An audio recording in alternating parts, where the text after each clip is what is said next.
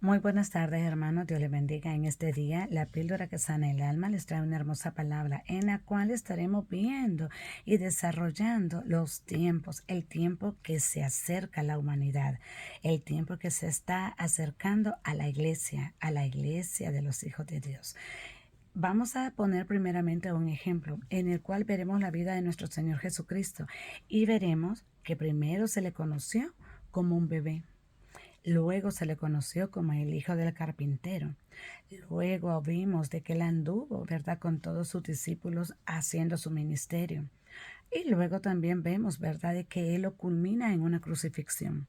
Pero ahora vamos a ver cómo él regresa a la humanidad como rey de reyes y señor de señores, con autoridad y con poder, ya no crucificado, ya no siendo el hijo del carpintero, sino que con poder y gloria como Rey de Reyes. Así que estaremos leyendo, ¿verdad?, en este día una hermosa palabra en el Evangelio de Mateo, capítulo 25, versículo 32. Y la palabra de Dios dice: en el nombre del Padre, del Hijo y del Espíritu Santo. Y serán, dice, reunidas delante de él todas las naciones, y apartará los unos de los otros, como aparta el pastor a las ovejas de los cabritos. Mira qué hermoso, hermano, en la comparación que hace el Señor. Primeramente dice, ¿verdad?, de que vamos a estar delante de él todas las naciones, o sea, todo pueblo, toda nación, toda lengua será puesta delante de él. Como juez que él va a estar, vamos a estar al frente de él, porque él nos va a juzgar, nos va a presentar, ¿verdad?, toda nuestra vida en ese momento, las cosas buenas que hicimos y las cosas malas. Si nos pesa más lo malo, ¿verdad?, ya sabemos para dónde nos va a mandar. Pero si pesan las cosas buenas, si nosotros si fuimos justos delante de él, ¿verdad?, entonces seremos apartados como ovejas. Pero si nuestros actos fueron más pesados a la maldad, al pecado, a los deleites del mundo, vamos a ser apartados como cabritos. Entonces, veamos aquí el ejemplo claro que el Señor pone, porque la oveja se sujeta a la voz de su pastor, se sujeta a la autoridad y escucha, ¿verdad?, la voz del pastor cuando le llama. Entonces, la cabrita no, la cabrita es un animalito de que anda, ¿verdad?, sin dueño, anda libre, y usted la puede estar llamando y la vuelve a ver y por ahí sale corriendo. No, no se sujeta a nada, es libre, es indomable, pero la ovejita no. La ovejita usted la llama, le puede hacer un silbido o le puede llamar por su nombre, ¿verdad?, con algún llamado especial que usted sepa hacerle, y ella vendrá corriendo porque reconoce su voz, la voz de su pastor. Y asimismo nosotros como hijos de Dios reconocemos la voz de nuestro Señor, ¿verdad?, cuando Él nos habla en su palabra, cuando Él nos habla de diferentes maneras en nuestra vida. Entonces le reconocemos su voz porque somos hijos de Dios, somos sus ovejitas. Ya no somos aquellos cabritos que, aunque escuchábamos la palabra de Dios, aunque nos advertían y nos decían, ¿verdad?, mira, te va a ir mal, mira, hacer caso, mira, la palabra de Dios dice esto, ¿verdad?, y el pecado es malo, obedece. Nosotros no hacíamos caso. ¿Por qué? Porque éramos como cabritos, no teníamos dominio. Pero ahora somos ovejas de su prado y escuchamos la voz de nuestro pastor, de nuestro Señor Jesucristo, por medio de su palabra. Así que mire qué lindo. También hay otro ejemplo bien hermoso, ¿verdad?, aquí en el Evangelio de Mateo, capítulo 13, versículo 24, en el cual también nos compara con el trigo y la cizaña, ¿verdad?, que dice aquí que nos dice, compara también como trigo y cizaña, dice, ¿en qué manera? En la historia que está ahí, ¿verdad?, relatando, es que el sembrador vino y sembró la semilla del trigo, pero vino en la noche, ¿verdad?, también el enemigo a plantar cizaña, y creció el trigo y la cizaña juntos. ¿Qué es lo que va a pasar? De que entonces vino el dueño, ¿verdad?, del terreno, y le dijo, no cortas todavía el trigo porque vas a cortar también la cizaña juntamente, ¿verdad? Entonces va a haber una cosecha revuelta y no va a servir, ¿verdad? Pero entonces esperaron a que el trigo diera bien sus frutos, porque el trigo es bien lindo, mire hermano. No sé si usted lo sabe, yo no lo sabía. El trigo puede estar sembrado con la cizaña y se parecen, son casi iguales, hermanos, así. Los manojitos, ¿verdad? Los arbolitos, no son árboles, sino que eh, como, bueno, unas plantitas, ¿verdad? Pero ¿qué es lo que pasa? Se parecen tanto. La diferencia es de que la cizaña no da fruto y el trigo da fruto. ¿Qué es lo que pasa? Cuando llega el tiempo en que el trigo da fruto, el trigo, mire, ve por el fruto, tiene peso y baja. ¿Y qué es lo que pasa? La cizaña, como no da fruto, queda parada. Entonces, ahí es en el momento que viene, ¿verdad? El sembrador y le pasa, ¿verdad? La hoz y la corta y hace los manojos, ¿verdad? De la cizaña y la echa al fuego, así como dice la palabra de Dios, que todas aquellas que sean cizañas vendrán, ¿verdad? Y les harán un manojo y las echarán al fuego, o sea, irán al lago de fuego. Se irán con su señor, ¿verdad? Que es Satanás, el diablo. Y aquellos que sean, ¿verdad? Trigo, que den fruto, que estén dando fruto en la palabra de Dios, al servicio de Dios, ellas vendrán y serán cortadas y serán llevadas, ¿verdad? Ante el dueño del terreno, ¿verdad? Que representa a nuestro Señor Jesucristo. Porque el terreno, ¿verdad? Es toda la humanidad, ¿verdad? La plantación en general, el terreno, es toda la humanidad. Pero ¿qué es lo que pasa? ¿Y quién es el dueño del terreno? Díganme. De toda esa humanidad sembrada ahí, plantada ahí, ¿verdad? Mixta, siendo cizaña y trigo. Entonces, es nuestro Señor Jesucristo, dígame. Pero en ese momento, cuando se dé el tiempo de dar frutos, ahí es que nos conocerán de quién es trigo y quién es cizaña. ¿Por qué? Por sus frutos los conoceréis, dice la palabra de Dios. Y la cizaña no da fruto, pero el trigo da fruto. Y como nosotros somos trigo, del trigal del Señor, entonces nosotros sí seremos de aquellos que dan fruto y estaremos nosotros apartados, como dice aquí la palabra de Dios.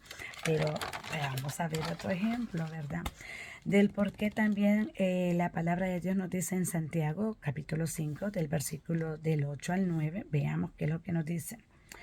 Tened también vosotros, dice, paciencia, dice, y afirmar vuestros corazones, porque la venida del Señor está cerca. Mire qué lindo, hermano, lo que nos dice la palabra de Dios en Santiago. Que afirmemos, dice, bien nuestros corazones, dice. O sea, que tengamos paciencia para que soportemos las pruebas, para que soportemos todo aquello que viene a este mundo, hermanos, y no temamos, no tengamos temor de todas aquellas acechanzas del maligno. Todo lo que estamos viendo, hermanos, es prácticamente todo lo que también en el Evangelio de Mateo lo hemos visto ya, el capítulo 24, ¿verdad? De Mateo. Usted lo lee completo, hermano, y se va a dar cuenta de todo lo que la palabra de Dios dice, de todo lo que vamos a tener que afrontar. Pero ¿qué es lo que nos dice Santiago aquí en el capítulo 5, en el versículo 8? Que tengamos paciencia, porque mire, todo esto va a pasar. Todo esto va a pasar, pero tiene que acontecer, hermanos, antes de la venida de nuestro Señor Jesucristo. Antes que Cristo venga por su iglesia, tiene que acontecer todas estas situaciones que dice en Mateo 24. Entonces, pero nos aconseja, ¿verdad? Aquí el hermano en Santiago, capítulo 5, de que debemos de afirmar nuestros corazones. ¿Cómo los vamos a afirmar? Teniendo la convicción, ¿verdad?, de que Cristo viene por su iglesia. ¿Y quién es la iglesia? Somos nosotros. ¿Y a quién estamos esperando? A nuestro Señor Jesucristo, porque Él dice en su palabra que viene por su iglesia para llevarnos a la boda del Cordero.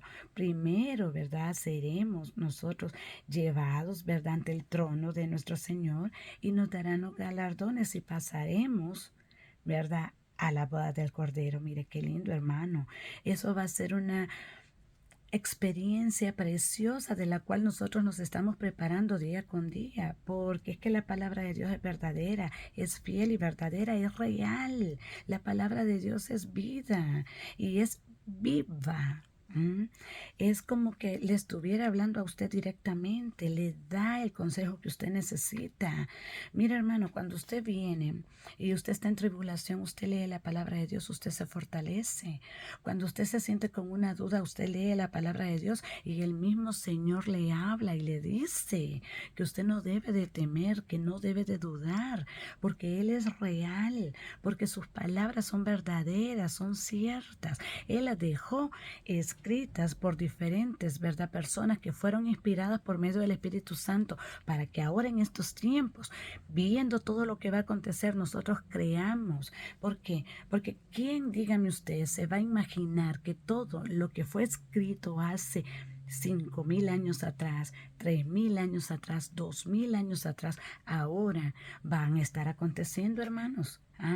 Entonces, ¿quién se puede imaginar si ni usted ni yo podemos venir y determinar qué es lo que va a pasar mañana?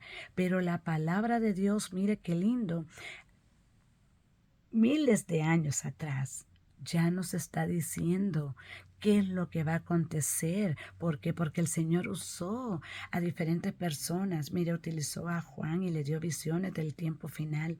Utilizó a Daniel y le dio visiones del tiempo final, que cuando usted las compara se parecen muchísimo, ve, a las visiones con Juan en Apocalipsis. Entonces le dio a Ezequiel visiones también del tiempo final. O sea, el Señor anunció todo esto que nosotros estamos ahora pasando: guerras, rumores de guerras, pestes, hambre, persecución, desolación. Bueno, muerte, maldad en los corazones, la ignorancia espiritual que tenemos, ¿verdad? Ahora en este tiempo. Y estamos viendo, digamos, ahora una juventud de que no le teme a Dios, no tiene respeto a nada. Ve usted de que ahora hasta la misma gente que se dice ser estudiada, grandes, ¿verdad? Ahora de estos tiempos, usted lo ve dando leyes, hermanos, de que son una atrocidad ante los ojos de Dios. Mire, aprobando el aborto, aprobando los matrimonios homosexuales, dando, pues, ¿verdad?, leyes a favor de todos ellos. Entonces, todos aquellos que somos hijos de Dios nos quitan a nosotros, ¿verdad?, oportunidades. Pero nosotros sabemos de que el enemigo nos excluye de todo. ¿Por qué? Porque no quiere que nosotros elevemos nuestra voz. Pero nosotros, de cualquier manera, siempre levantamos nuestra voz. ¿Por qué? Porque Cristo nos ha mandado a hablar y a no callar, porque la misma palabra de Dios dice que si nosotros no hablamos, aún las piedras hablarán. Entonces, ¿cómo nosotros vamos a permitir que una piedra hable, pudiendo hablar yo, hermano? Pudiendo venir y decirle a la humanidad, a todo aquel que quiere escuchar esta palabra, que Cristo viene pronto, Cristo está a las puertas, que usted lo recibe, hermano, en su corazón. No debemos de callar las buenas nuevas de salvación, porque todas estas, hermanos, palabras que nosotros decimos, todo esto que nosotros anunciamos, es nada más algo hermoso que viene a la humanidad. Nosotros lo vemos de una manera mala, lo vemos muchas veces con un miedo, pero no, hermanos, no debemos de temer, porque Cristo viene pronto por su iglesia y Él está muy cerca, hermanos. Pero bien, hermanos, vamos a seguir leyendo la palabra de Dios. Sí, en el versículo 9 nos dice, ¿verdad? Hermanos, dice, no os quejéis unos contra otros para que no seáis, dice, condenados. He aquí, dice, el juez, dice, está delante de la puerta. Mire qué tremendo, hermanos. Aquí nos amonesta, mire, el hermano, a que no estemos quejándonos, dice, mire, ve, los unos contra los otros. Porque ¿qué es lo que está pasando, hermanos? Miren, que ahora hay una inconformidad en el pueblo de Dios. Ahora estamos inconformes los unos con los otros. Estamos aún los mismos congregados en la iglesia, hermanos, con un celo ministerial, con una envidia, hablando, murmurando los unos con los otros. Mire lo que dice la palabra de Dios. No nos estemos quejando, hermanos. No estemos hablando ni buchinchando, dando al enemigo a que se alegre de que su iglesia que se está dividiendo. No, hermanos, en el amor de Cristo, mire, seamos razonables, inteligentes, sabios, dice la palabra. Y asimismo, mire que porque el juez dice, está delante de la puerta. Mire qué tremendo. ¿Y quién es el juez, hermano? Ahora tenemos abogado que nos defiende. Pero después, hermanos, cuando ya nosotros seamos, mire, ve levantados, ahí no va a ser abogado delante de nosotros. Ahora que nosotros podemos arrepentirnos, el Señor es nuestro abogado, pero después, hermanos, va a ser nuestro juez, porque después vamos a pasar delante de Él en los juicios finales, hermanos, y Él nos juzgará, dice la palabra de Dios. No va a abogar ahí delante de nuestro Señor. Aboga ahora, hermanos. Ahora es nuestro abogado, pero después será nuestro juez, como lo dice la misma palabra de Dios. Mire, ve, el juez está delante de la puerta. Debemos de tener cuidado, hermanos, de no caer, de mantenernos firmes en la obra de Dios. Tengamos temor de Dios en nuestro corazón, hermanos, en el amor de Cristo. Tengamos temor de no caer antes de ver la gracia venidera de nuestro Señor que nos ha prometido, hermanos. Así que, hermanos, en esta tarde les exhorto a que nos liberemos de todo yugo, que mantengamos nuestro corazón libre de toda contienda, libre de todo rencor, de toda amargura, que nos mantengamos en una santidad espiritual que le agrade a nuestro Señor Jesucristo, porque a eso hemos sido llamados, hermanos, a mantenernos libres de todo pecado, porque la palabra de Dios nos enseña, nos guía y nos restaura nuestras vidas, y debemos de mantenernos hasta el último momento libres de todo pecado, para que estemos bien ante los ojos de Dios, para cuando sea el día en que Jesús venga por su iglesia, nosotros estemos, mire, al 100%, hermanos, libre de toda condenación, y podamos ser nosotros, mire, ve, llevados con nuestro Señor como su iglesia santa. Así que, hermanos, de verdad hay mucho trabajo que hacer. Muchas personas dicen que están bien. Ve, yo estaba equivocada. Y les voy a decir mi testimonio. Yo estaba muy equivocada, hermanos, y eso lo experimenté el año pasado. Yo hice un desarrollo, primeramente, en pedir perdón, y no solamente a mi familia, a mis hermanos, sino que a mucha gente. Yo todavía busqué a mucha gente, hasta por las redes sociales. Me comuniqué con diferentes tipos de personas que fueron directa o indirectamente, ¿verdad?, con mi vida. Y pedí perdón si yo había ofendido, o sea, hice una restauración de mi vida, una liberación. Hermanos, y después de eso, mire, le digo, qué lindo, qué libre se siente uno espiritualmente. Le recomiendo que pida perdón si tiene algo contra alguien, si hay un dolor en su corazón, en su alma, que de repente hay un rencor que usted todavía no se ha liberado. Hágalo, hermano, porque por eso no va a poder entrar al reino de los cielos y se va a quedar, hermanos, como la cizaña. No, hermano, sea el trigo que el Señor va a apartar para su lugar, ¿verdad?, donde Él lo va a llevar. Pero liberemos nuestra alma, liberemos nuestro corazón, nuestro pensamiento de toda amargura, de toda atadura en la cual el enemigo nos tenga sumergidos, porque el enemigo es, como yo le digo, voraz, ¿verdad? Es insaciable en querernos hacer mal a nuestras vidas, pero nosotros tenemos la palabra de Dios que nos dirige, y debemos de ser sabios, hermanos, ¿verdad? Les aconsejo, debemos de ser sabios y debemos de entregarle nuestras cargas a nuestro Señor. Ser libres, hermanos, porque la libertad nos va a traer a nosotros la salvación. La salvación, ¿verdad?, en la cual nos va a llevar a la vida eterna con Cristo. Así que, hermanos, amados, ¿verdad?, les motivo a que hagan, ¿verdad?, esa liberación en sus corazones.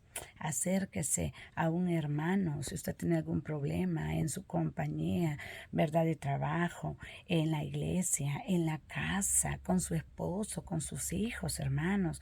Yo lo he hecho y a mí me ha ayudado muchísimo, sinceramente, porque ha sido parte de mi proceso, en mi carácter, y por eso lo tuve que hacer, porque es una forma en no humillarme, sino de que en doblegar mi carácter, mi espíritu y poder llegar a ser más humilde, poder reconocer mis propios errores, para no venir que el enemigo me esté atacando y achacando siempre por esos errores, por esos pecados, por esa amargura, por ese rencor o por ese dolor. Así que no, hermanos, liberémonos para que el enemigo nunca tenga dónde venir y atacarnos.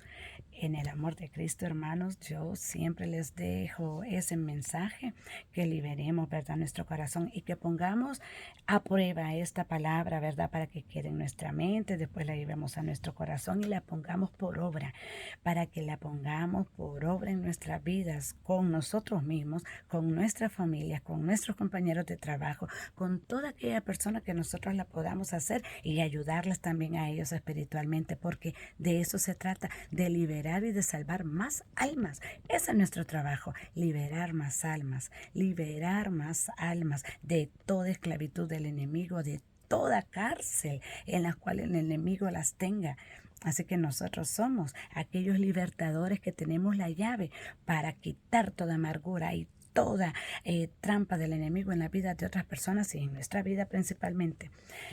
El Señor les bendiga, hermanos, y que la paz de Dios quede con todos ustedes y nos vemos en otro próximo capítulo. Muchas bendiciones. Amén.